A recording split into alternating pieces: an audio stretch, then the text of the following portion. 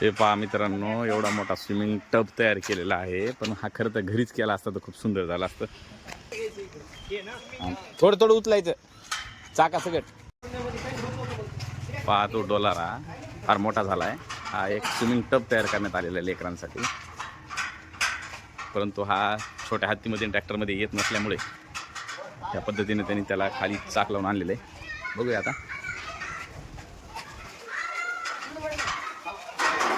थांबा, काहीच नका करू, गडबड नका करू.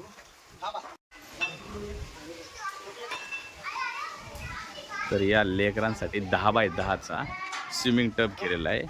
एक दिवस चक्क मानवच्या स्विमिंग पूलला लेकरांना घेऊन गेलो होतो, परंतु आता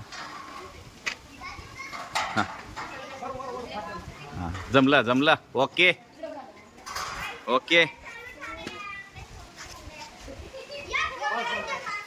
तर सुंदर अशी संतोष भाऊनी केलेली ही कलाकृती ज्यावेळेला अस्तित्वात येईल त्यावेळेला लक्षात येईल. बापरे, हा सुंदरसा असा टब तयार होत आहे. उभं करूनच घ्यायचे. बच्चे तो बहुत खुश हो गए. सगळे लेकर घरातले खुश झालेत. मस्तपैकी आता एवढा मोठा पाण्याचा हौद तयार होत आहे. स्विमिंग पूल हौद नाही, स्विमिंग पूल. हो, आणि ते अंकल ते बारीक शाहूच्या बारीक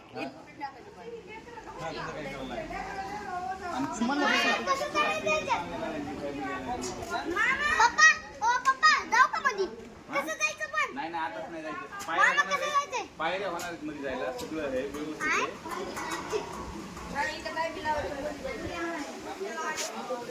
पहिले मला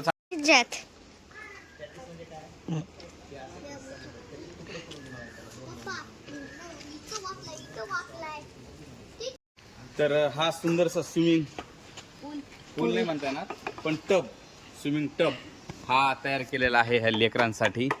तर लेकरं तर खुश झालेत. मी आहे का अंकलनं त्यांच्या तयार करून आणलेलं आहे, आणि याला आता थोडंसं एवढा 10 बाय 10चा आहे हा खरं तर.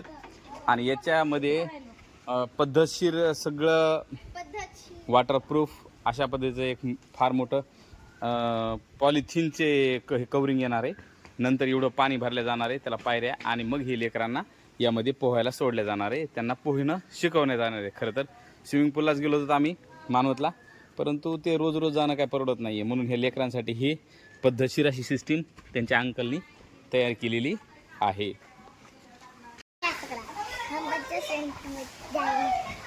निघाले. थांबा, पाय धुवून जा.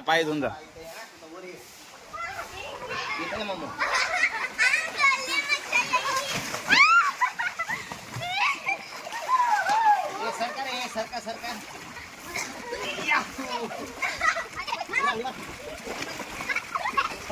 चालू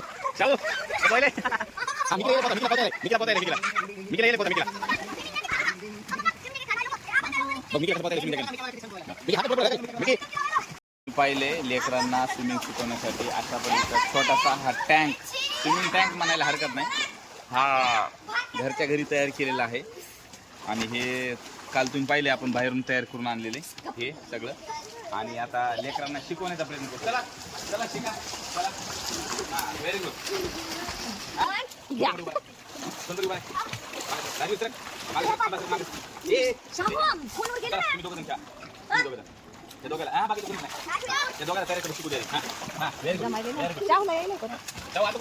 माझ्याकडे अरे